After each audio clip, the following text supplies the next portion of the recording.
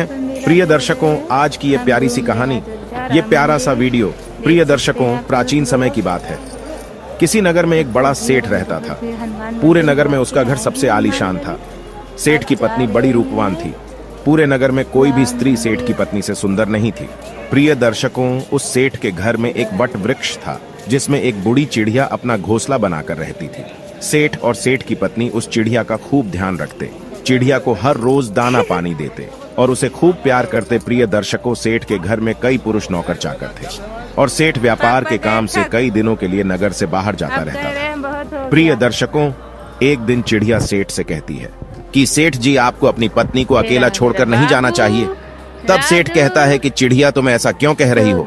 प्रिय दर्शकों, तब चिड़िया कहती है कि सेठ जी, यह बात मैं आपको एक कहानी के माध्यम से बताती हूँ। आप ऐसे नहीं समझेंगे, मैं आपको एक कहानी सुनाती हूँ। प्रिय दर्शकों, तब सेठ कहता है कि ठीक है चिड़िया, तुम कहानी सुनाओ। तब चिड़िया अपनी कहानी प्रारंभ करती है और कहती है कि सेठ जी, आप इस कहानी को ध्यान से सुनिएगा और इन बातों को याद रखिएगा। प्रिय दर्शकों, चिड़िया कहानी शुरू करती है। चिड़िया कहती है, किसी राज्य में महाराज वीर प्रताप राज करते थे। राजा प्रताप कुछ सन की किस्म का राजा था। एक बार राजा भ्रमण करते करते जंगल में चले गए। जंगल में घूमते घूमते उनकी भेंट एक सन्यासी से होती है। वह सन्यासी एक पाखंडी था। राजा प्रताप साधु संतों पर बहुत भरोसा करता था। उस साधु को देखकर राजा के मन में कुछ जिज्ञासा उठी। राजा ने सन्यासी को अपना परिचय दिया और पूछने लगा, हे साधु महाराज, बहुत पहुंचे हुए मालूम पड़ते हैं। मेरी रानी इस समय गर्भवती है। मैं जानना चाहता हूं कि उसकी कोख से पुत्र होगा या पुत्री। सन्यासी ने कहा, राजन, मैं यह तो नहीं जानता कि तुम्हारी रानी की कोख से पुत्र होगा या पुत्री, पर इतना जरूर कह सकता हूं कि अगर तुम्हारी रानी ने किसी पुत्री को जन्म दिया तो तुम्हारा सर्वनाश हो जाएगा। प्रिय दर्शकों, सन्यासी की यह बात सुनकर राजा बड़ा भयभीत हो गया। सोचने लगा कि अगर मेरी रानी ने किसी पुत्री को जन्म दे दिया तो मैं कहीं का नहीं रहूंगा। यही बात सोचकर राजा को बेटी के नाम से नफरत होने लगी। उसने अपनी रानी से आकर के यह बात कही कि हे रानी, भूल से भी हमारे घर में पुत्री का जन्म नहीं होना चाहिए। अगर हमारे घर में पुत्री पैदा हुई तो मैं तुम्हें जान से मरवा दूंगा और उस पुत्री को भी मार डालूंगा। चिड़िया आगे कहती है कि सेठ जी, राजा की यह बात सुनकर रानी डर गई। वो जानती थी कि राजा बड़ा ही जिद्दी किस्म का है। अगर पुत्री का जन्म हो गया तो वह उसे मरवा सकता है। अब तो रानी रोज भगवान से प्रार्थना करती थी कि हे परमात्मा, मुझे पुत्री मत देना, वरना राजा उसे जीवित नहीं छोड़ेंगे। प्रिय दर्शकों, भगवान की कृपा से महाराज प्रताप की रानी ने सर्वप्रथम एक पुत्र को जन्म दिया। यह देखकर रानी और राजा बहुत प्रसन्न हुए। राजा तो इसीलिए प्रसन्न हुआ कि पुत्री नहीं हुई, किंतु रानी इसलिए प्रसन्न हुई कि अगर पुत्री होती तो कन्या हत्या का दोष लगता। प्रिय दर्शकों, कुछ समय बाद रानी ने फिर से गर्भ धारण किया। बच्चे का जब जन्म होने का समय आया, उसी दौरान राजा को किसी जरूरी काम से दूसरे राज्य में जाना पड़ गया और उसे लौटने में कई दिन लगने वाले थे। जाते जाते राजा अपनी रानी से कह गया कि यदि तुम्हारे गर्भ से बेटी का जन्म हो तो उसे मरवा देना। मैं बेटी का चेहरा नहीं देखना चाहता। चिड़िया आगे कहती है कि इतना कहकर राजा तो चला गया और उसे अपने नगर लौटने में कई माह का समय लग गया। लेकिन इसी दौरान रानी ने एक पुत्री को जन्म दिया। जिस बात का डर था वही हो गया। बेटी को देखकर रानी घबरा गई। सोचने लगी कि राजा के आदेश के अनुसार बेटी की हत्या करनी पड़ेगी। यह निंदनीय काम मैं कैसे करूंगी? मैं एक मां हूं और मेरे लिए जितना मुझे बेटा प्यारा है उतनी ही बेटी प्यारी है। अब तो बेटी को देख करके रानी एकदम से रोने लगी और कहने लगी है, हे भगवान, अब मैं क्या करूं? कन्या हत्या का पाप बहुत बड़ा होता है। पूत कपूत हो सकता है पर माता को माता नहीं हो सकता। रानी बहुत बड़े धर्म संकट में फंस चुकी थी। रानी को रोता हुआ देखकर रानी की दाई पूछने लगी, हे रानी, घर में पुत्री हुई है, यह तो बड़े ही सौभाग्य की बात है, पर आप तो बैठी रो रही हो, इसका क्या कारण है? प्रिय दर्शकों, रानी बोली, हे दाई, वास्तव में जो नहीं होना चाहिए था वही तो हो गया। तब रानी ने दाई को पूरी बात बताई कि हमारे महाराज ने इस कन्या को मारने का आदेश दिया है। अब आप ही बताइए कि मैं अबोध बच्ची की जान कैसे ले लूं? तब दाई ने रानी से कहा है, हे रानी, तुम चिंता मत करो। तुम राजा से कह देना कि मैंने बेटी को मरवा दिया है। मैं तुम्हारी बेटी को सबके सामने मारने के लिए ले जाती हूं, लेकिन मैं इसे मारूंगी नहीं, बल्कि इसे पाल लूंगी। अगर कोई पूछेगा तो मैं कह दूंगी कि यह बच्ची मेरी भतीजी है। इससे इस बच्ची की जान भी बच जाएगी और राजा की नजरों से दूर भी हो जाएगी। इसके पालन पोषण को लेकर तो निश्चित रहो, मैं इसे अपनी बेटी की तरह पालूंगी। अब तो यह सुनकर रानी को बड़ी खुशी हुई। सोचने लगी कि यह बेटी भले ही मुझे देखने को ना मिले, लेकिन कम से कम वह जीवित तो बनी रहेंगी। तब रानी ने बड़े उदास मन से कुछ आभूषण अपनी पुत्री के पालन पोषण के लिए उस दाई को दे दिए और दाई से रानी ने कहा, हे दाई मां, मैं तुम्हारा यह एहसान जिंदगी भर कभी नहीं भूलूंगी। जब तुम्हारे लिए धन की जरूरत पड़ेगी तो मैं तुम्हें इससे भी अधिक धन दौलत दूंगी, लेकिन मेरी बेटी का यह सच कभी खुलने मत देना। प्रिय दर्शकों, चिड़िया आगे कहती है कि इतना समझाने के बाद में रानी ने अपनी उस बेटी को दाई के हवाले सौंप दिया और धीरे धीरे करके पूरे राज्य में और महल में यह खबर फैला दी कि दाई ने ले जाकर उस बच्चे को मार दिया और उसे जमीन में दफना दिया। प्रिय दर्शकों, इधर क्या हुआ? उस बेटी को ले जाने के बाद दाई ने उस बेटी का बहुत अच्छे ढंग से पालन पोषण करना शुरू कर दिया। जब कुछ दिनों के बाद राजा प्रताप अपने राजमहल में लौट कर आया तो राजा को भी यही बात बताई गई कि आपके जाने के बाद रानी ने एक बेटी को जन्म दिया था और उस बेटी को आपके आदेश के अनुसार मारने के बाद जमीन में दफन कर दिया। प्रिय दर्शकों, ये सुनकर राजा को बड़ी खुशी हुई। इधर दाई उस बच्ची को अपनी भतीजी बताकर पालने लगी और उस बच्ची को जब भी रानी को देखने की इच्छा होती थी तो दाई उसे लेकर राजमहल में चली आती थी। उस बच्ची को देख करके रानी की ममता उमड़ने लगती। रानी चोरी चुपके उस बच्ची से प्यार कर लिया करती थी। किसी के पूछने पर दाई उसे अपने भाई की लड़की बताती थी। कन्या को देखकर रानी को बड़ा सुकून मिलता था। वो उस दाई को धन, वस्त्र, आभूषण दे दिया करती थी। इधर रानी के आदेश के अनुसार उस दाई ने बेटी की परवरिश में किसी प्रकार की कोई कमी नहीं छोड़ी। अब तो धीरे धीरे करके वो बेटी बड़ी होने लगी। धीरे धीरे वो जवान होती चली गई। राजमहल में उसका पालन पोषण नहीं हुआ था, एक गरीब दाई के घर में हुआ था, पर फिर भी वो एक सुंदर राजकुमारी की तरह दिखती थी। धीरे धीरे वह सुंदर यौवन से संपन्न हो गई। जब वह जवान हो गई तो दाई ने उसे राजमहल ले जाना बंद कर दिया। वह पूरे दिन दाई के घर में ही रहती थी। प्रिय दर्शकों, आगे चिड़िया कहती है कि एक दिन राजा प्रताप अपने नगर का भ्रमण कर रहा था। जब उसकी सवारी उस दाई के घर के सामने से होकर निकली तो वह कन्या अपने घर की छत पर खड़ी होकर स्नान करने के बाद अपने केशों को सूखा रही थी। रूपवती तो वो थी ही, उस समय तो और भी ज्यादा सुंदर प्रतीत हो रही थी। हाथी पर बैठे राजा प्रताप की अचानक उस कन्या पर नजर चली गई। उस कन्या को देखकर राजा को बिजली जैसा झटका लगा, क्योंकि वह नव युवती थी। राजा उसकी सुंदरता पर मोहित हो गया। राजा ने उसी समय अपने मंत्री से पूछा कि मंत्री, ये राजकुमारी जैसी दिखने वाली कन्या कौन है? मुझे तो उसके रूप में घायल कर दिया है। अतिशीघ्र इसका पता लगाओ। मंत्री ने तुरंत पता लगाकर राजा को बताया, महाराज, यह कन्या एक बूढ़ी औरत की भतीजी है। प्रिय दर्शकों, रात भर राजा को नींद नहीं आई। बार बार उसी लड़की का चेहरा राजा की आंखों के सामने आ जाता था। सवेरा होते ही राजा ने मंत्री से कहा, मंत्री, वह लड़की बहुत सुंदर है। उसने मेरी रातों की नींद उड़ा दी। उसकी मूरत मुझे बार बार परेशान करती है। उसके बिना तो अब मैं रह नहीं पाऊंगा। एक काम करो, कुछ लोगों को साथ ले जाकर आप उस बूढ़ी औरत के घर जाइए और उस लड़की के साथ मेरे विवाह की बात कीजिए। प्रिय दर्शकों, वो उसी दिन राजा के कहने पर राजा का मंत्री अपने कुछ सैनिकों को साथ लेकर उस लड़की का हाथ मांगने उस बूढ़ी औरत के घर जाता है और सारी बात उस दाई को बताता है कि हमारे राजा साहब आपकी बेटी से विवाह करना चाहते हैं। आपकी पुत्री को राजा साहब अपनी रानी बनाना चाहते हैं। मंत्री के मुख से ऐसे शब्दों को सुनने के बाद में दाई के एकदम से होश उड़ गए। दाई मन में सोचने लगी है, भगवान, ये कैसा अनर्थ होने जा रहा है? आखिर अब मैं क्या करूं? ये कन्या तो उसी राजा की बेटी है और राजा इस बात को नहीं जानता है। अब उसी समय उस बूढ़ी मां ने साफ इनकार करते हुए कहा, भाई, मैं एक गरीब स्त्री हूं। मेरी भतीजी राजा साहब के लायक नहीं है, इसलिए आप दोबारा इस रिश्ते को लेकर कभी मेरे घर मत आना। मंत्री ने कहा, हे मां, तुम कैसी मूर्ख स्त्री हो?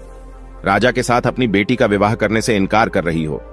तुझे तो अपना भाग्य समझना चाहिए कि राजा स्वयं तेरी बेटी से विवाह करने का इच्छुक हैं। मंत्री के बार बार कहने पर भी उस बूढ़ी औरत ने राजा के साथ बेटी का विवाह करने से इनकार कर दिया। हारकर मंत्री वापस चला गया और राजा को सारी बात बताई कि वो बुढ़िया आपके साथ अपनी बेटी का विवाह करने से इनकार कर रही है।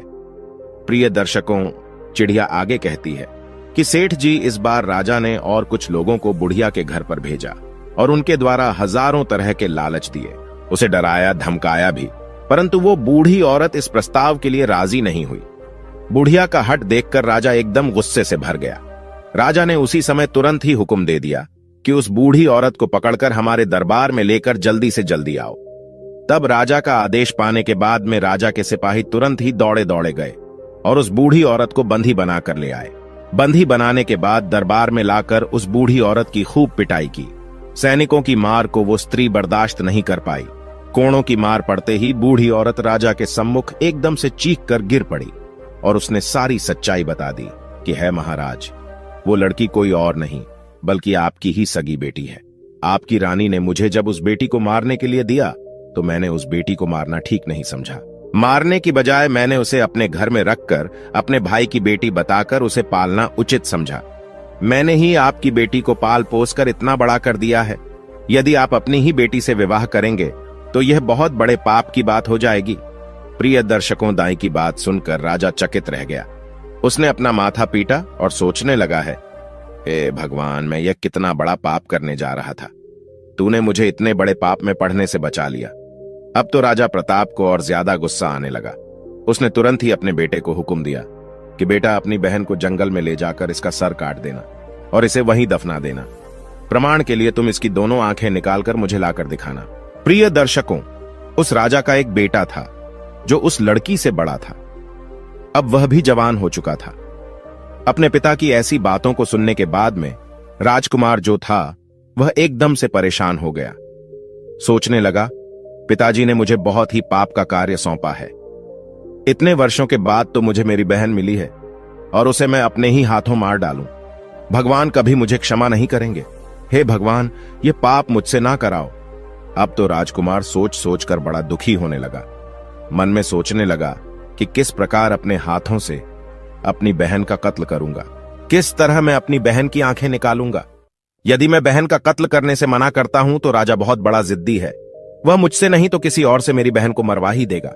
प्रिय दर्शकों, अब तो मजबूर होकर के राजकुमार अपनी बहन को लेकर जंगल की ओर चलने लगा, क्योंकि उसे जाना ही था।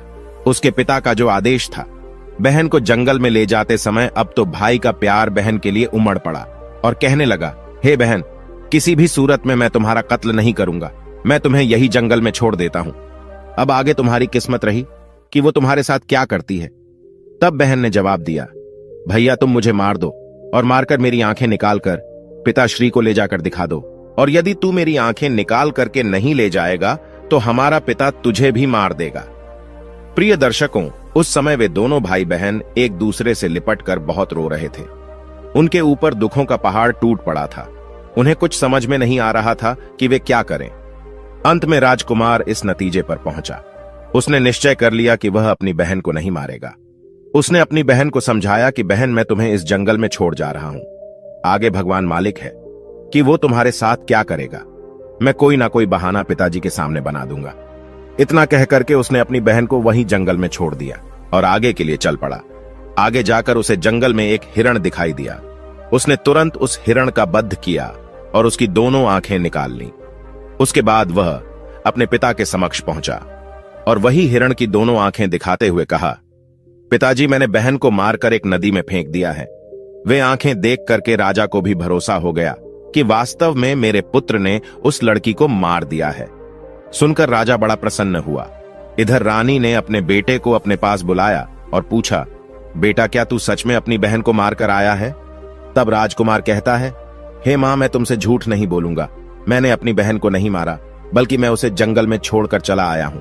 यह सुनकर रानी को बड़ा सुकून मिला। वह भगवान से प्रार्थना करने लगी है, भगवान, तुम्हारा बहुत बहुत धन्यवाद जो तुमने मेरे बेटे को सद्बुद्धि दी। मेरी बेटी जंगल में अकेली भटक रही होगी, तुम उसकी रक्षा करना और उसे ऐसी जगह पर लगा देना कि उसके जीवन की नैया पार हो जाए।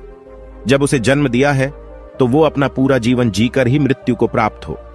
प्रिय दर्शकों, इधर राजकुमारी जंगल में पत्ते फूल खाकर धीरे धीरे करके अपना गुजारा करने लगी। पेड़, पत्थर और कटीली झाड़ियों के बीच घूमते घूमते उसके वस्त्र बिल्कुल फट चुके थे। वह अर्धनग्न अवस्था में उसी जंगल में भटक रही थी। कई दिन उसे जंगल में बीत चुके थे। एक दिन ऐसा भी आ गया कि उसके शरीर पर कोई भी वस्त्र नहीं बचा। वह वृक्षों से फल फूल खाकर अपना दिन गुजारती थी और घनी झाड़ियों के बीच छिपकर सो जाती थी। एक दिन उसी जंगल में एक दूसरे राज्य का राजा चंद्रभान शिकार खेलने के लिए आया। इधर राजकुमारी वृक्षों से फल तोड़कर खा रही थी। जैसे ही उसके कानों में घोड़े की आवाज पहुंची तो राजकुमारी घनी झाड़ियों के बीच छिपकर बैठ गई। सहयोग से राजा उसी वृक्ष के नीचे आकर विश्राम करने के लिए बैठ गया। अचानक राजा की नजर उन झाड़ियों के बीच गई। उसने देखा कि झाड़ियों के बीच कोई बैठा है। किसी मनुष्य की आकृति नजर आ रही थी। राजा ने फौरन आवाज लगाई, तुम कौन हो और इन झाड़ियों के बीच में क्या कर रहे हो? तुम जो भी हो फौरन बाहर निकल कर आओ। मैं तुम्हें विश्वास दिलाता हूं, मैं तुम्हें कोई हानि नहीं पहुंचाऊंगा। राजा की बात सुनकर झाड़ियों के बीच से राजकुमारी ने आवाज दी है, हे रागीर, मैं एक दुखी लाचार स्त्री हूं। मेरे बदन पर वस्त्र नहीं है, मैं निर्वस्त्र हूं। यदि तुम कोई वस्त्र मुझे दे दो तो मैं उसे पहनकर बाहर आ जाऊंगी। प्रिय दर्शकों, किसी स्त्री की आवाज सुनकर राजा आश्चर्यचकित था कि इस जंगल के बीच में भला ये स्त्री क्या कर रही है। जरूर किसी दुख की मारी होगी। तब राजा ने जो चादर अपने गले में डाले था उसे झाड़ियों के बीच फेंक दिया और उसके बाद उस राजकुमारी ने अपने बदन को उस चादर से अच्छी तरह से ढका और उसके बाद वो राजा चंद्रभान के सामने आई। राजा ने जब उसकी सुंदरता को देखा तो वो उसे देखता ही रह गया। सोचने लगा, वहां इतनी सुंदर स्त्री मैंने अपने जीवन में पहले कभी नहीं देखी है। किसने इसे जंगल में छोड़ दिया है? यह तो हमारी रानी बनने के योग्य है। तब राजा ने अपने बारे में राजकुमारी को बताया और बोला कि सुंदरी, तुम जो भी हो उससे मुझे कुछ मतलब नहीं है। अब मैं तुम्हें अपनी रानी बनाना चाहता हूं। राजा की बात सुनने के बाद में वो राजकुमारी भी उसकी पत्नी बनने के लिए राजी हो जाती है। कहते हैं, डूबते को तिनके का सहारा ही बहुत है। यहां तो फिर भी एक राजकुमार था जो उसे अपनी पत्नी बनाना चाहता था। चिड़िया आगे कहती है कि सेठ जी, इसके बाद राजा उस कन्या को अपने घोड़े पर बैठाकर अपने राज्य में आया तो सबसे पहले वह अपने पिता के समय के एक बुजुर्ग मंत्री के घर पहुंचा और उस लड़की को उस बुजुर्ग मंत्री के घर छोड़ दिया और उससे कहा कि हे काका, आप ऐसा समझो कि यह तुम्हारी बेटी है और मैं इस लड़की से विवाह करूंगा। यदि मैं ऐसे अपने महल में इसे ले जाता हूं तो लोग कहेंगे कि राजा किसी कन्या को भगा लाया है। इससे मेरी मान प्रतिष्ठा पर ठेस पहुंचेगी। मैं इससे विधि विधान के अनुसार विवाह करके इसे अपने घर ले जाना चाहता हूं। तब तक यह तुम्हारे घर तुम्हारी बेटी बनकर रहेंगी और मैं कल कई लोगों के साथ तुम्हारे घर पर रिश्ता मांगने आऊंगा और फिर इसे ब्याह कर अपने घर ले जाऊंगा। मंत्री ने जवाब दिया, महाराज, यह आपकी अमानत है और यह अब मेरी बेटी है। जब आपका मन करे तब आप इसे ब्याह कर ले जाना। मैं तब तक इसका ठीक से ख्याल रखूंगा। प्रिय दर्शकों, अगले दिन राजा का सेनापति और उसका मंत्री उस बूढ़े मंत्री के घर पर गए और उस राजकुमारी का अपने राजा के लिए हाथ मांगा। फिर उसके बाद 1-2 दिन में उसकी मंगनी और विवाह भी कर लिया।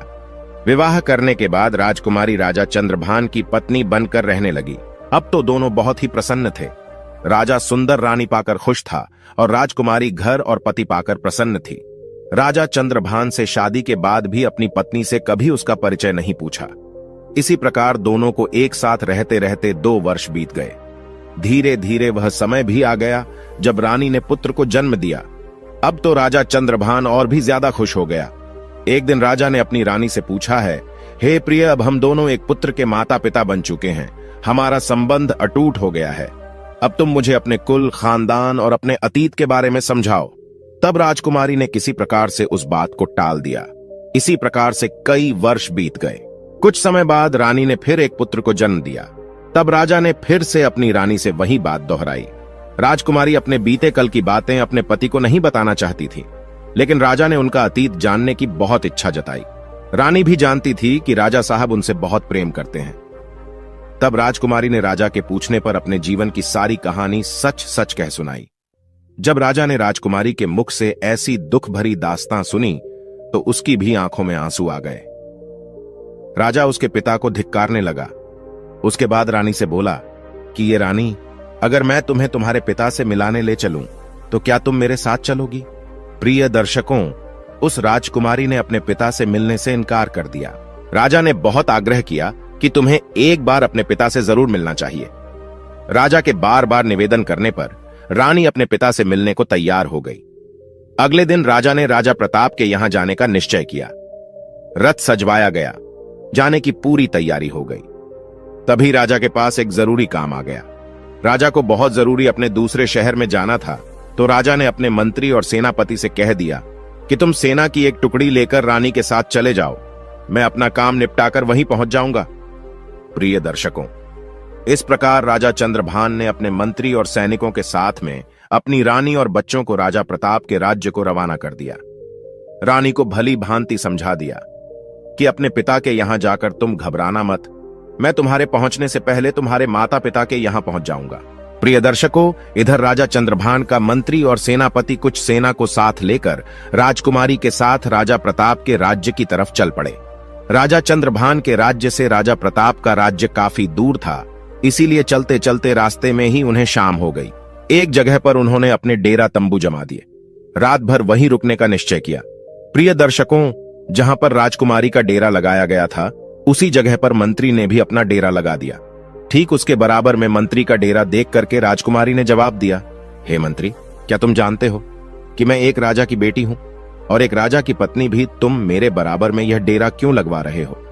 तुम अपना डेरा ले जाकर कहीं दूसरी जगह लगाओ। तब मंत्री ने जवाब दिया, हे रानी साहिबा, महाराज ने हमें आपकी देख के लिए भेजा है। यदि आपको और आपके बच्चों को कुछ हुआ तो हम राजा को क्या जवाब देंगे? प्रिय दर्शकों, इधर राजकुमारी के बार बार मना करने पर मंत्री बिल्कुल नहीं माना। फिर क्या हुआ? इधर शाम को सबने खाना खाया, रात्रि का समय हो गया। सभी लोग पैदल यात्रा चलकर आए थे। थके हारे होने के कारण वे सब जल्दी ही सो गए। रात्रि के दूसरे पहर में मंत्री जो था, राजकुमारी के डेरे में घुस आया। जैसे ही मंत्री राजकुमारी के डेरे में घुसा तो तुरंत ही एकदम से राजकुमारी उठकर बैठ गई। वो मंत्री की बुरी मंशा को भांप गई थी। अब तो राजकुमारी को अंदाजा हो गया था कि मंत्री के मन में किसी न किसी प्रकार का जरूर खोट है। जैसे ही मंत्री को राजकुमारी ने अपने डेरे में देखा तो एकदम से ललकार कर बोली, खबरदार, जो मुझे छुआ तो मेरे डेरे से तुरंत बाहर निकल जाओ। रानी ने मंत्री को बार बार डेरे से बाहर जाने के लिए कहा, लेकिन मंत्री ने कोई बात नहीं मानी। मंत्री धीरे धीरे करके आगे बढ़ता ही चला गया। तब राजकुमारी ने जवाब दिया, हे दुष्ट मंत्री, क्या तुम्हें अंदाजा है कि तुम यह क्या करने जा रहे हो? भलाई चाहते हो तो अभी डेरे से बाहर निकल जा। प्रिय दर्शकों, उस राजकुमारी की बात मंत्री ने अनसुनी कर दी। तब उसी समय पर राजकुमारी ने अपने बड़े बेटे को मंत्री के सामने खड़ा कर दिया और बेटे को सामने खड़ा करने के बाद में राजकुमारी ने मंत्री को भगवान और बेटे की दोहाई दी, कसम दी, लेकिन वो पीछे लौटने के लिए मंजूर नहीं हुआ। उस मंत्री के दिमाग में शैतान घुस चुका था। वह वासना में अंधा हो चुका था। उस समय उसे कुछ दिखाई नहीं दे रहा था। उसके दिल और दिमाग में रानी का सुंदर चेहरा बसा हुआ था। मंत्री एकदम आगे बढ़ा और तलवार निकालने के बाद राजकुमारी के बड़े बेटे का सिर धड़ से अलग कर दिया। बेटे का सिर कटने के बाद में राजकुमारी तुरंत ही समझ गई कि यह दुष्ट मंत्री अब नहीं मानेगा। तो अपनी लाज बचाने के लिए रानी ने कुछ नरम रुख अपनाते हुए कहा, तुम थोड़ी देर ठहरो, मैं अभी आती हूं। उसके बाद में जो तुम्हारे मन में हो वह तुम कर लेना। इतना कहने के बाद में रानी उस डेरे से बाहर निकल गई और वहां से भागकर जंगल में चली गई। सुबह होने तक रानी झाड़ियों में छुपी रही और जब वह सुबह होने पर लौटकर अपने डेरे में आई तो उसने क्या देखा कि उसके बेटे का सिर कटा हुआ पड़ा है। अपने बेटे की लाश देखने के बाद में अब तो रानी की हालत और भी ज्यादा खराब हो गई, लेकिन वो कर भी क्या सकती थी उस शैतान के सामने? वो बेबस थी। बेटे की मृत्यु का गम अपने मन में छुपाए वह उनके साथ आगे को चल पड़ी। चलते चलते जब वह शाम के होने पर एक जगह पर और रुकी, अब तो दूसरी रात के लिए अगला डेरा डाला गया। तो राजकुमारी के डेरे के पास में सेनापति ने अपना डेरा लगाया। तब राजकुमारी ने उस सेनापति को बुलाकर कहा कि तुम अपने डेरे को यहां से दूर हटा करके लगवाओ। तब सेनापति ने जवाब दिया है, हे राजकुमारी, मेरी जिम्मेदारी है कि मैं आपकी सुरक्षा करूं। राजकुमारी के बार बार मना करने पर भी उस सेनापति ने अपने डेरे को वहां से दूर नहीं लगाया। प्रिय दर्शकों, अब तो राजकुमारी को सब समझ में आ चुका था। इस चिंता को लेकर राजकुमारी पूरी रात सोई नहीं। जैसे ही आंधी रात होती है तब उसी समय पर सेनापति के दिमाग में वासना का शैतान घुस जाता है। वह राजकुमारी के डेरे में रात्रि के समय में प्रवेश कर गया तो राजकुमारी ने उस सेनापति को भी ललकार कर कहा कि हे सेनापति, क्या तुम जानते नहीं कि मैं कौन हूं? तुम्हें पता होना चाहिए, मैं एक राजा की पत्नी हूं, राजा की बेटी भी हूं। यह सब जानते हुए भी तुम मेरे डेरे में घुसे चले आ रहे हो। तुम तुरंत ही मेरे डेरे से बाहर निकल जाओ। प्रिय दर्शकों, वो दुष्ट सेनापति कहां मानने वाला था। उसके हृदय में तो काम वासना उत्पन्न हो गई थी। वह तो काम वासना के चक्कर में अंधा हो चुका था। इसीलिए राजकुमारी के बार बार निवेदन करने पर भी उस सेनापति ने राजकुमारी की एक नहीं मानी।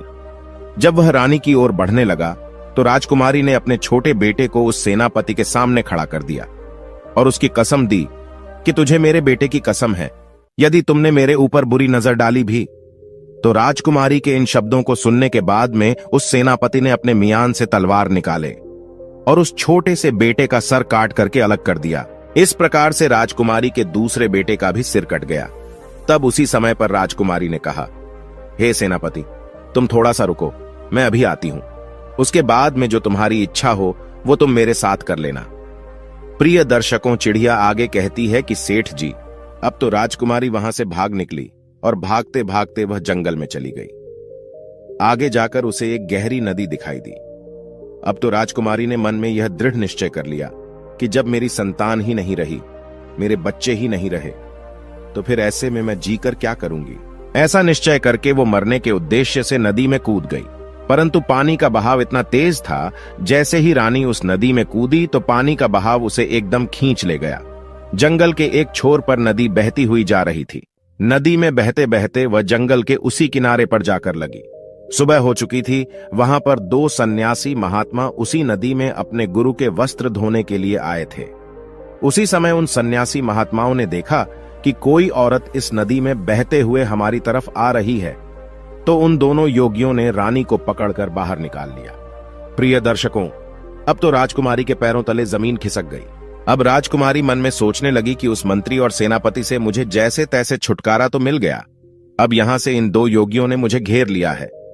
जैसे ही 2 योगियों ने राजकुमारी को पकड़ा, तब तक 4 सन्यासी महात्मा और आ पहुंचे। अब तो राजकुमारी और भी ज्यादा डर गई। सोचने लगी, अब तो मैं यहां पर और भी बड़ी मुसीबत में फंस गई हूं, अब क्या होगा। प्रिय दर्शकों, वो रानी इतनी सुंदर थी कि जो कोई उसे देख लेता था वह पागल हो जाता था। अब तो वह महात्मा आपस में लड़ने लगे, एक दूसरे के साथ धक्का मुक्की करने लगे, एक दूसरे को धक्का देकर कहने लगे, यह राजकुमारी मेरी है, यह मेरी है। आखिर अंत में संत महात्माओं ने यह सोचा कि ऐसे तो हम 6 में कोई फैसला नहीं हो पाएगा, हम अपने गुरुजी के पास में इस राजकुमारी को लेकर चलते हैं, वही हमारा फैसला करेंगे। प्रिय दर्शकों, अपने गुरुजी के पास पहुंचने के बाद में उन योगियों ने राजकुमारी को देखते हुए अपनी इच्छा जाहिर की। अपने शिष्यों को एक स्त्री के पीछे आपस में लड़ते देखा तो गुरु समझाने लगे। मित्रों, जो योगियों के जो गुरु थे वह बड़े ही विद्वान और तपस्वी संत थे। गुरुजी ने उस औरत को देखते ही समझ लिया कि यह स्त्री जो है यह कोई राजघराने से है। फिर उन्होंने अपने शिष्यों को समझाया कि ये शिष्य तुम 6 भाई हो और तुम्हारी कोई बहन नहीं है। तुम एक काम करो, इसे अपनी बहन के रूप में स्वीकार कर लो। यदि यह तुम्हारी बहन बनकर तुम्हारे आश्रम पर रहेंगी तो एक ना एक दिन तुम्हारी जिंदगी बदल जाएगी। इस प्रकार गुरु के समझाने पर उनके समझ में आ गया और उन्होंने रानी को अपनी बहन बना लिया। प्रिय दर्शकों, वह साधु उसके ही पिता राजा प्रताप के राज्य में रहते थे। अब तो उस राजकुमारी को पता चल चुका था कि वह अपने बाप के राज्य में प्रवेश कर चुकी है, जहां के राजा उसके पिता प्रताप है। रानी उन्हीं महात्माओं के आश्रम पर रहने लगी। वे 6 महात्मा उसे अपनी बहन की तरह रखते थे। प्रिय दर्शकों, चिड़िया आगे कहती है कि ये सेठ जी। उधर राजा चंद्रभान अपने मंत्री और सेनापति और सेना से आकर मिला तो उसने अपनी पत्नी और बच्चों को वहां पर नहीं देखा। आकर के राजा ने सेनापति और मंत्री से अपनी पत्नी और बच्चों के बारे में पूछा तो मंत्री और सेनापति एक साथ एक स्वर में मिलकर बोलने लगे, हे महाराज, मुझे क्षमा करना, आपकी रानी रानी नहीं थी, वो तो एक डायन थी। अब आपके दोनों पुत्रों को मारने के बाद में वह रानी यहां से भाग गई। उन्होंने इस प्रकार से कहा कि राजा चंद्रभान को विश्वास हो गया। सोचा कि अगर कोई झूठ बोलेंगे तो एक बोलेंगे, दूसरा क्यों बोलेंगे। तो राजा चंद्रभान ने हुक्म दिया कि अब तो हम उसके पिता राजा प्रताप के पास जरूर जाएंगे। अति शीघ्र सब लोग राजा प्रताप के पास चलिए। उधर तो राजा चंद्रभान अपने सेनापति और मंत्री के साथ अपनी पत्नी के पिता के पास जाता है। इधर राजकुमारी ने अपने 6 भाइयों से कहा, जो उस समय योगी के रूप में थे, कि ये और राजा से कहना कि हमारी बहन आपके दरबार में किस्सा सुनाना चाहती है। यदि राजा साहब किस्सा सुनना चाहो तो हम उन्हें दरबार में बुलाकर लाए, क्योंकि इधर राजकुमारी को पता था कि हमारे पिता को किस्सा सुनना बहुत अच्छा लगता है। अब तो 6 योगी भिक्षा के बहाने राजा वीर भोज के दरबार में पहुंच गए। उन्होंने राजकुमारी के द्वारा ही बात राजा के सम्मुख जाकर के रखी। योगियों की बात सुनने के बाद राजा ने तुरंत ही उन्हें इजाजत दे दी। प्रिय दर्शकों, अब तो किस्सा सुनाने के लिए अगले दिन योगी अपनी बहन को लेकर राज दरबार में पधारे। उस समय राजकुमारी जोगियों के भेष में थी, इसलिए कोई पहचान नहीं पाया। जब उसने राज दरबार में किस्सा सुनाया तो सब लोग बड़े ध्यान से सुनने लगे। राजा को उस लड़की का किस्सा बहुत पसंद आया। अब तो राजा ने बहुत सारा इनाम दिया।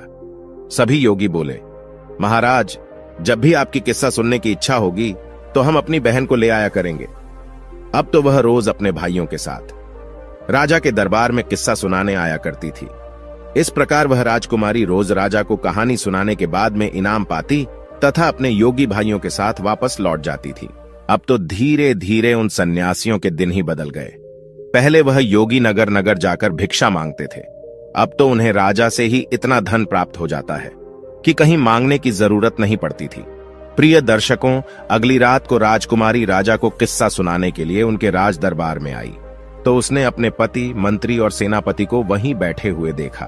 तब राजकुमारी ने सोचा, आज तो यह सभी यहां पर उपस्थित है तो किस्सा सुनाने में बहुत ज्यादा आनंद आएगा। तब राजकुमारी पर्दे की आड़ में अपनी जगह पर आकर बैठ गई और अपने बाप से कहने लगी, हे राजा साहब, आज मैं आपके लिए एक बहुत ही दर्द भरी कहानी और किस्सा लेकर आई हूं। यदि कहानी को प्रारंभ करने से पहले किसी को कोई जरूरी काम है तो अभी दरबार से उठकर जा सकता है। किस्सा सुनाने के दौरान यदि कोई व्यक्ति बीच में से जाएगा तो मैं उसी समय अपना किस्सा सुनाना बंद कर दूंगी। तब राजा ने जवाब दिया, बेटी तुम सुनाओ, तुम जैसा कहोगी हम वैसा ही करेंगे। किस्से के बीच में से कोई दरबार में से उठकर नहीं जाएगा। प्रिय दर्शकों, अब तो राजा और दरबार के सभी दरबारी किस्सा सुनने के लिए बैठ गए। उनमें उसका पति और वह विश्वासघाती मंत्री और सेनापति भी था। अब तो राजकुमारी ने राजा के दरबार में अपना किस्सा शुरू कर दिया। कहने लगी, हे सभा के लोगों, इस किस्से को ध्यान से सुनना। राजकुमारी सुनाने लगी कि किसी देश में एक राजा रहता था जो बड़ा ही जालिम राजा था। उस राजा को अपनी पुत्री से बहुत ज्यादा नफरत थी। जब एक दिन उसकी यहां एक बेटी ने जन्म लिया तो उसने अपनी बेटी को अपने बेटे के हाथ जंगल में मरवाने के लिए भेज दिया। राजा ने अपने बेटे को हुक्म दिया था कि उस बेटी को मारने के बाद उसकी आंखें निकाल लाना और वह आंखें निकालकर मुझे लाकर दिखाना। अब तो राजा प्रताप उसकी कहानी को सुनने के बाद में सोचने लगे, यह तो मेरा ही किस्सा है। खुश होकर के राजा प्रताप ने उन योगियों के पास में अपनी मोतियों की माला फेंकते हुए कहा, इस किस्से को अंत तक जरूर सुनाया जाए। प्रिय दर्शकों, अब तो राजा की आंखों में पानी भर आया, क्योंकि राजा प्रताप को अब तो अपनी करनी पर बहुत पश्चाताप होता था। फिर राजकुमारी आगे बताने लगी, हे महाराज, जब उसका भाई उसे मारने के लिए जंगल में ले गया तो उसके भाई ने उस राजकुमारी को, उस बहन को नहीं मारा और जंगल में अपनी बहन को छोड़कर वापस राजभवन के लिए लौट गया। अब यहां जान करके राजा थोड़ा प्रसन्न हुआ। राजा मन में सोचने लगा, शायद हो सकता है आज भी मेरी बेटी जिंदा हो। इधर वहीं राजकुमारी अपने किस्से को सुनाती हुई आगे बोली, जब उसका भाई उस लड़की को जंगल में छोड़ आया तब वो बेचारी भूख प्यासी इधर उधर भटकने लगी। भूख लगने पर वृक्षों के पत्ते और फल फूल खा लिया करती थी। इसी तरह से वह अपने आप को जीवित रखती थी। इस प्रकार से जंगल में रहते रहते उस बेटी के तन पर एक भी वस्त्र साबूत नहीं बचा। तो कहीं से एक दिन घूमता हुआ घोड़े पर सवार एक आदमी आया। वह आदमी किसी देश का राजा था। उसकी नजर जब उस लड़की पर पड़ी तो वह लड़की निर्वस्त्र थी। उस राजा ने लड़की को अपना बदन ढकने के लिए अपनी चादर दे दी और वहां से उसे अपने नगर बुला ले गया और बिना कुछ जाने राजा ने उस लड़की से विवाह कर लिया। प्रिय दर्शकों, रानी ऐसा किस्सा सुना रही थी। किस्से के बीच में अपनी कहानी को सुनकर राजा चंद्रभान समझ गया कि यह तो उसका ही किस्सा है। उसने भी खुश होकर के एक मोतियों की माला जोगियों के पास फेंक दी और बोला, यह किस्सा जारी रखा जाए और यह किस्सा अंत तक होना चाहिए। तब आगे राजकुमारी कहने लगी, अब तो वह लड़की किसी राजा की रानी बन चुकी थी। राजा की रानी बनने के बाद में उस लड़की की कोख से 2 बेटों ने जन्म लिया। एक दिन उसके पति ने अपनी पत्नी से उसके जीवन की पूरी घटना पूछी कि तुम कौन हो और उस जंगल में निर्वास्त्र क्यों भटक रही थी। तब उस लड़की ने अपने बाप की करतूतें अपने पति को बताई। यह सुनकर उसका पति बड़ा दुखी हुआ। उसका पति दिल का बहुत अच्छा इंसान था। यह जानकर कि उसकी पत्नी का एक राजा पिता भी है तो उसे उसके पिता से मिलाने के लिए उस राजा ने अगले दिन तैयारी की। लेकिन उसने एक गलती कर दी। उसने अपनी पत्नी और बेटों की सुरक्षा के लिए स्वयं न जाकर अपने मंत्री और सेनापति को उसके साथ भेज दिया, और यह उसकी सबसे बड़ी भूल थी। क्योंकि कहते हैं चाहे कोई कितना ही सगा क्यों ना हो, अपनी जवान स्त्री, जवान बहन, जवान बेटी को किसी दूसरे पर भरोसा करके उसके साथ भेजना नहीं चाहिए और ना ही उसके पास छोड़ना चाहिए, चाहे वह कितना ही वफादार और विश्वास पात्र हो। मगर जब वासना दिमाग पर हावी होती है तो सारे वफादारी, सारा विश्वास धरा रह जाता है, और स्त्री तो वैसे भी पुरुष के लिए आकर्षण का केंद्र होती है। अगर वह अकेली किसी अन्य पुरुष के साथ जाती है या ठहरती है तो उसके मन में काम रूपी विचार आ ही जाता है। भूल कर भी कभी अपनी बहन बेटी किसी अन्य के साथ नहीं छोड़ना चाहिए, खास करके तब तो और भी नहीं छोड़ना चाहिए जब कोई पुरुष जवान हो, सुंदर हो, अकेला हो। कहते हैं स्त्री, धन और विद्या यह जिसके पास रहती है उसी की हो जाती है। राजकुमारी इधर राजा प्रताप के दरबार में अपना किस्सा सुना रही थी। राजा प्रताप और राजा चंद्रभान उस किस्से को बड़े ध्यान से सुन रहे थे। राजकुमारी आगे कहती है कि उधर उस राजा ने अपनी पत्नी और बच्चों को मंत्री और सेनापति के साथ भेज दिया। सफर ज्यादा लंबा था। चलते चलते जब रास्ते में सूर्यास्त हो गया तो उन्होंने वहीं रुकने का निश्चय किया। मंत्री ने अपना डेरा रानी के डेरे के बराबर में लगवाया। रानी ने इसका बहुत विरोध किया, पर वो नहीं माना, तो वो रात्रि के समय में मंत्री ने उस राजकुमारी के साथ में दुष्कर्म करने की सोची। राजकुमारी के बार बार निवेदन करने पर भी वो दुष्ट मंत्री नहीं माना, बल्कि उसने राजा के बेटे का भी कत्ल कर दिया। जब बेटे का कत्ल कर डाला तो रानी अपना धर्म बचाने के लिए मंत्री से बहाना बनाकर जंगल में भाग गई। रात उसने जंगल में गुजारकर जैसे तैसे उस बेचारी ने अपने पतिव्रत धर्म को बचाया। जब दूसरे दिन को रानी अपने डेरे में वापस आई तो उसे अपने बेटे की लाश भी नहीं मिली। जैसे जैसे कहानी आगे बढ़ती जा रही थी तो उधर मंत्री के होश खराब होते जा रहे थे। अब तो धीरे धीरे करके वो मंत्री भी बहाना बनाते हुए राजा के दरबार से उठकर जाना चाहता था, तो राजा ने तुरंत ही उसे डांट कर बैठा दिया। तब रानी आगे सुनाने लगी। अब दूसरे दिन को जब वह वहां से आगे को चले और एक जगह रास्ते में फिर डेरा तंबू लगाए, तो उस रात सेनापति डेरे में घुसकर दुष्कर्म की लालसा से रानी के पास जा पहुंचा। रानी ने पहले तो उसे खूब ललकार कर समझाया कि वह यहां से चला जाए, लेकिन वह दुष्ट लौटने को तैयार नहीं हुआ। रानी ने उसे अपने छोटे बेटे की कसम दी। यह कहानी सुनकर सेनापति भी घबराने लगा। सोचने लगा, यह तो मेरा भेद खुल रहा है। वो भी उठकर भागने को हुआ तो राजा ने डांटकर उसे भी बैठा दिया। राजा चंद्रभान ने कहा, क्यों भाई, सच्चाई तुमसे सुनी नहीं जा रही? क्या सेनापति भी अपना मुंह लटकाकर चुपचाप बैठ गया? इधर किस्सा जारी था। राजकुमारी कहने लगी, फिर उसके बाद सेनापति ने भी रानी के छोटे बेटे का कत्ल कर दिया। वो गलत भाव लेकर रानी के पास बढ़ता गया, तो उसी समय पर किसी न किसी प्रकार से वह राजकुमारी अपनी जान बचा करके वहां से भाग निकली और वहां से एक नदी में कूद गई। लेकिन उसकी किस्मत ने वहां पर उसका साथ नहीं दिया। वह बेचारी जिंदा बच गई। उस नदी में बहते बहते वह चली गई और जंगल के दूसरे छोर पर 6 योगियों के हत्थे चढ़ गई, और सन्यासियों ने भी उस राजकुमारी को अपनी पत्नी बनाना चाहा।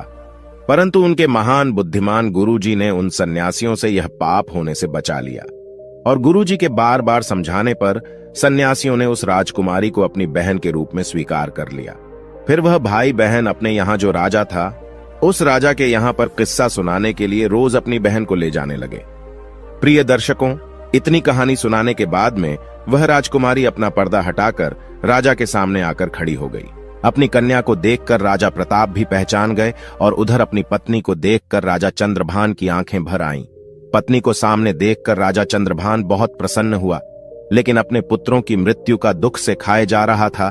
राजा चंद्रभान राजा प्रताप से आज्ञा मांगने लगा कि महाराज, मेरा मंत्री और मेरा सेनापति मेरा ही शत्रु है, इसे मैं स्वयं दंड देना चाहता हूं। तब उसी तरह से राजा चंद्रभान ने उन दोनों के सर कलम कर दिए। पापियों को उनके करनी का दंड मिल चुका था।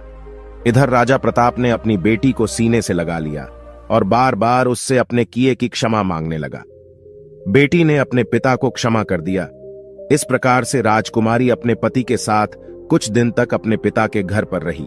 फिर उसके बाद बड़ी हंसी खुशी के साथ उसके पिता ने अपनी बेटी की बड़ी धूमधाम से विदाई की। राजा चंद्रभान अपनी पत्नी को लेकर अपने नगर लौट आया और हंसी खुशी के साथ समय व्यतीत करने लगे। कुछ ही समय में रानी ने 2 बेटों को और जन्म दिया। अब तो उनकी खोई हुई खुशी सारी वापस आ चुकी थी। प्रिय दर्शकों, भगवान अगर किसी के पक्ष में होता है तो कोई भी उसका बाल बांका नहीं कर सकता, चाहे कोई कितना ही प्रयास कर ले। कोई उसे मार नहीं सकता। मृत्यु, जीवन, मरण यह विधाता के हाथ में होता है, इंसान के हाथ में कुछ नहीं। प्रिय दर्शकों, हमारी आज की कहानी यहां समाप्त होती है। हम उम्मीद करते हैं कि आपको हमारी आज की यह कहानी, आज का यह वीडियो पसंद आया होगा और आप इससे ढेर सारी प्रेरणा लेंगे। मिलते हैं अगली ज्ञान चर्चा के साथ अगले वीडियो में। तब तक के लिए नमस्कार, धन्यवाद।